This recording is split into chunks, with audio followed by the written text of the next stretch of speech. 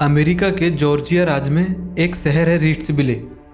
यहाँ एक रेस्टोरेंट है, स्मिथ्स रेस्टोरेंट। यहाँ होता क्या है कि हर दिन एक 93 साल का बुजुर्ग आदमी आता है और रेस्टोरेंट के वर्कर से खाना मंगवाता है। खाना उसी टेबल पर आता है, पर वो अकेले नहीं खाता। उसके ठीक सामने वाली कुर्सी खाली होती है और टेबल पर वह एक मुस्कुराती हुई फ्रेम की हुई तस्वीर रखता है और वो उस तस्वीर से बातें करता है जैसे वह तस्वीर नहीं कोई इंसान हो, और उसके साथ बातें करते करते खाना खाता है। कभी इमोशनल बातें तो कभी प्यार भरी मीठी बातें। वहीं रेस्टोरेंट में आने जाने वाले लोग कोई उसे पागल समझते तो कोई इसे एक रहस्य, या फिर कोई सोचता कि शायद किसी बड़े सदमे की वजह से ऐसा कर रहा होगा। लेकिन असल कहानी कुछ और ही थी, जिसका वहाँ के लोगों को अंदाज़ा भी नहीं था। सिर्फ उस रेस्टोरेंट की मालकिन जॉयस जेम्स को पता थी कि आखिर उस तस्वीर में कौन था और क्यों ये बुज़ुर्ग आदमी अपनी ज़िंदगी के आखिरी दिन एक तस्वीर के साथ गुजार रहा था। चलिए इस कहानी को थोड़ा गहराई से समझते हैं।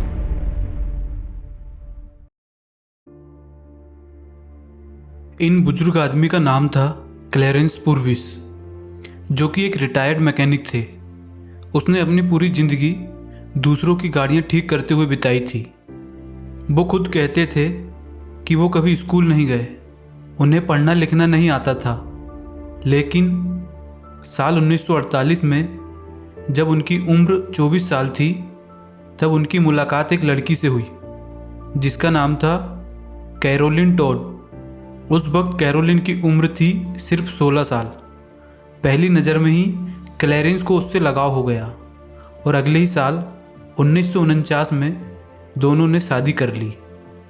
शादी के बाद के 63 साल रीड्सविले की गलियों ने इस जोड़े को कभी अलग नहीं देखा। वो रोज़ स्मिथ्स रेस्टोरेंट आते थे। उनकी एक फिक्स टेबल थी, टेबल नंबर 4, और उसी टेबल पर रोज़ साथ खाना खाते थे।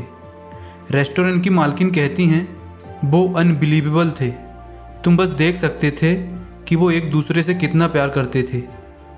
क्लैरेंस खुद कहते थे, हमसे ज़्यादा प्यार करने वाला शायद ही कोई और होगा। मेरी ज़िंदगी में उसके अलावा कोई और लड़की नहीं है। लेकिन 20 अक्टूबर 2013 एक ऐसा दिन आया जिसने क्लैरेंस की दुनिया रोक दी। कैरोलिन अस्पताल गई और फिर कभी वापस नहीं आई। उस दिन के बाद सबको लगा इस बुजुर्ग आदमी का अब क्या होगा, क्या ये दोबारा जी पाएगा। कैरोलिन के अस्पताल जाने से ठीक 5 दिन पहले क्लैरेंस ने उनके लिविंग रूम में एक लैंप जलाया था और वो लैंप उसकी यादों में सालों तक जलता रहा, जैसे वो आज भी वहीं हो। वो दिन में 4 बार उसकी कब्र पर जाता, सुबह, दोपहर, शाम और रात को। हर बार घुटनों के बल बैठता, उसकी फ़ोटो को चूमता और उससे बातें करता। I love you, baby.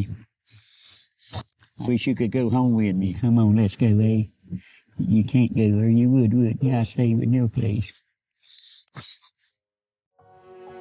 जब लोगों ने उससे कहा तुम अकेले हो, कोई नया पार्टनर ढूंढ लो, जिंदगी आसान हो जाएगी, तो क्लैरिस ने मुस्कुराकर अपनी पत्नी की तस्वीर देखी और कहा वो क्या कहेगी। मुझे पता है वो कहेगी तुम चाहो तो कर सकते हो, लेकिन मैं जानती हूँ तुम ऐसा कभी नहीं करोगे। क्लैरेंस के लिए वफादारी का मतलब सिर्फ साथ रहना नहीं था, बल्कि साथ ना होने पर भी उस भरोसे और सम्मान को बचाए रखना था। Sad story or really happy story? It's a happy story. आज क्लैरेंस हमारे बीच नहीं है, लेकिन स्मिथ्स रेस्टोरेंट की वो टेबल नंबर 4 आज भी उनकी कहानी सुनाती है। क्लैरेंस अक्सर कहते थे किसी का पहला प्यार होना गर्व की बात है, लेकिन किसी का आखिरी प्यार होना ये परफेक्शन है। वो प्यार, वो वफादारी, वो साथ मौत के बाद भी नहीं टूटा।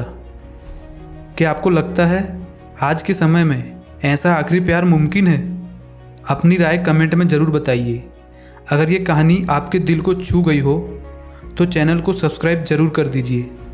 मैं हूँ विकास, मिलते हैं अगली वीडियो में एक नई कहानी के साथ।